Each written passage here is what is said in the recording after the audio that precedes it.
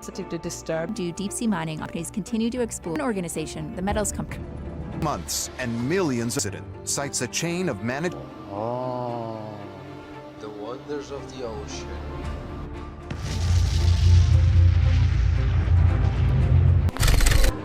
Halo semua, tahukah kalian United Nations Convention on the Law of the Sea 1982 atau UNCLOS 1982, konvensi PBB yang mengatur tentang hukum laut, yang mana menjelaskan bahwa seabed atau kawasan dasar laut yang terdiri atas dasar laut, dasar samudra, yang tanahnya diatur di luar yurisdiksi nasional. Jika melihat beberapa aturan yang ada, seharusnya di kawasan ini berlaku prinsip konsep common heritage of mankind, atau biasa diartikan bahwa setiap negara bebas melakukan kegiatan eksplorasi di wilayah ini dan memiliki tanggung jawab bersama untuk mengawasi dan menjaga wilayah tersebut dari kerusakan. Memiliki tanggung jawab bersama untuk mengawasi menjaga wilayah tersebut dari kerusakan. Apakah yang terjadi saat ini sudah demikian?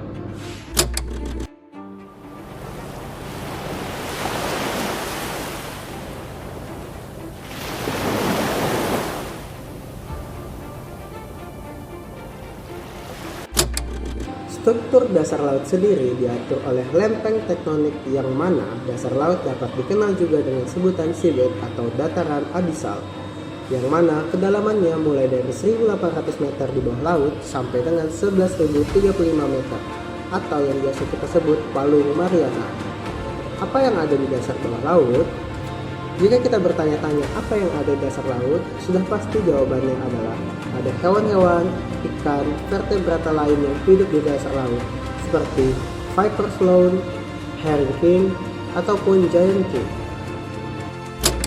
Tapi sebenarnya bukan hanya hewan atau tanaman makhluk hidup yang lain ada di dasar laut, melainkan kekayaan mineral yang terkandung di dalamnya, seperti minyak bumi, logam, emas, batu bara, maupun gas alam. Dan disinilah permulaan masalah yang ada di wilayah seabed.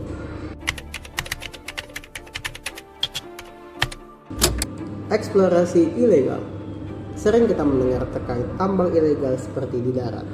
Namun, apakah di laut juga ada? Beliau adalah Pak Joko, yang dulunya seorang petani yang sekarang beralih menjadi penambang timah bawah laut yang tak berizin di daerah Bangka Belitung.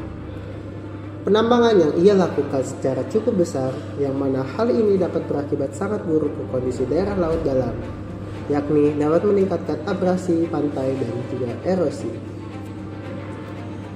Penambangan ilegal ini sangat diatur ketat oleh Perserikatan Bangsa-Bangsa. Dalam pasal 145 dijelaskan bahwa otoritas harus menetapkan peraturan-peraturan, ketentuan, dan prosedur yang tepat untuk antara lain: A. Pencegahan, pengurangan, dan pengendalian pencemaran serta bahaya lain terhadap lingkungan laut termasuk garis pantai dan gangguan terhadap keseimbangan ekologi lingkungan laut, dengan perhatian khusus diberikan pada perlunya perlindungan dari dampak buruk kegiatan-kegiatan seperti pengeboran, pengerukan, penggalian, pembuangan limbah, pembangunan serta pengoperasian atau pemeliharaan instalasi jaringan pipa dan perangkat lain yang terkait dengan kegiatan tersebut.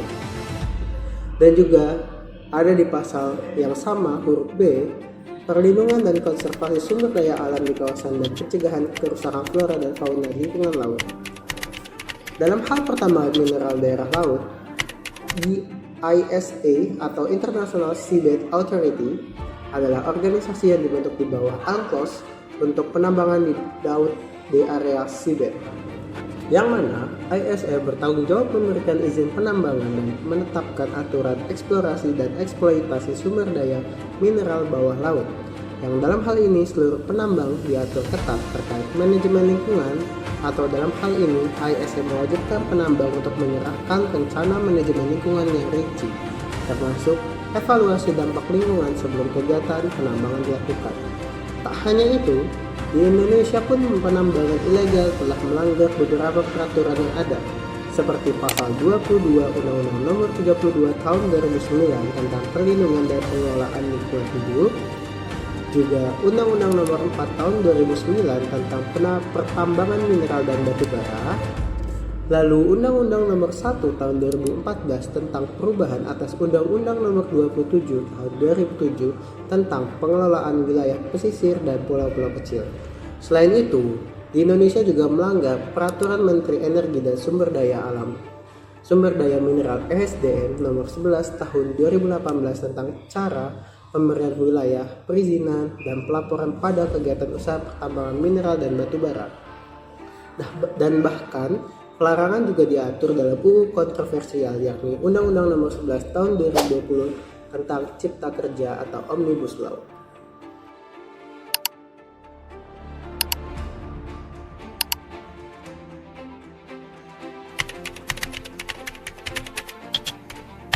Pembuangan limbah dasar laut.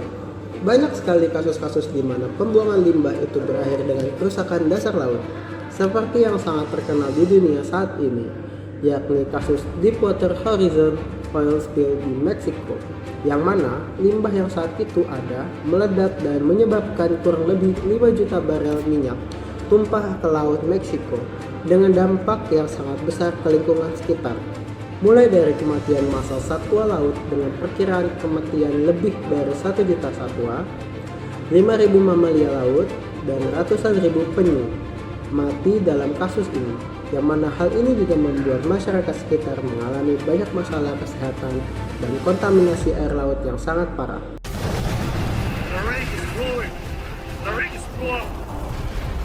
72 hours later, and 11 workers still hadn't been found. These ones finally had to be declared dead. Others who survived had harrowing stories to tell as they nursed their ghastly wounds. Pipe that linked the oil rig to the oil well in the process. This sinking would be what eventually led to the endless oil spill at the Gulf. Like a cosmic joke, the day Deepwater Horizon went under happened to be Earth Day. Dalam proses ganti rugi, perusahaan British Petroleum dikenai denda kurang lebih 18,7 miliar dolar Amerika untuk kompensasi kerusakan lingkungan. Di Indonesia sendiri, saat ini sedang marak-maraknya penambangan nikel. Bahkan, Indonesia menjadi negara penghasil nikel terbesar di dunia dengan kapasitas bahan mentah sampai dengan 800.000 metrik ton saat ini. Namun, hal ini sangat disayangkan dikarenakan ada beberapa perusahaan nikel yang melakukan pembuangan limbah ke nikel ke laut, seperti yang terjadi di Halmahera Selatan, yang saat ini wilayah laut dalamnya sudah sangat terkontaminasi dengan material ore hasil kerusakan tambang nikel. Hal ini diketahui adalah hasil dari pembuangan limbah yang sembarangan oleh beberapa perusahaan nikel terkenal di Indonesia.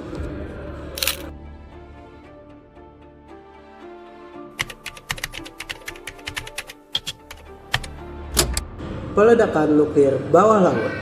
Di tahun 1945 sampai dengan 1966, banyak negara yang melakukan pengujian bom nuklir di bawah laut, seperti yang dilakukan Amerika Serikat di Bikini Atoll, atau percobaan bom atom dengan ledakan terbesar saat ini milik Uni Soviet.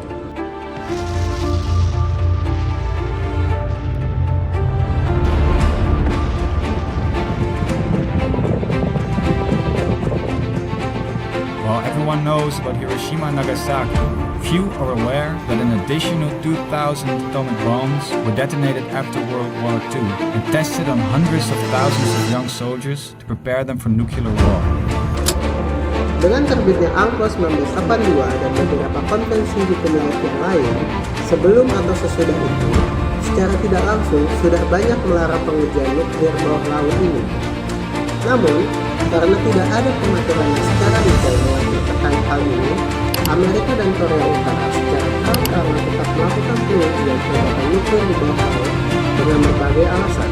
Melihat dampaknya yang sangat besar, seharusnya PBB dapat membuat aturan yang lebih spesifik tentang hal tersebut agar konvensi yang ada seperti UNCLOS 1982 ini dapat berjalan dengan baik demi menjaga daerah seabed dan daerah laut lain di bumi kita tercinta ini. Apa yang terjadi di lautan memang kita tidak pernah lihat, namun dampaknya terasa bagi lingkungan sekitar. Jika kalian punya pendapat lain atau pertanyaan terkait isu ini, silahkan kirimkan komentar kalian di kolom komentar di bawah. Terima kasih telah menonton, sampai jumpa di video selanjutnya.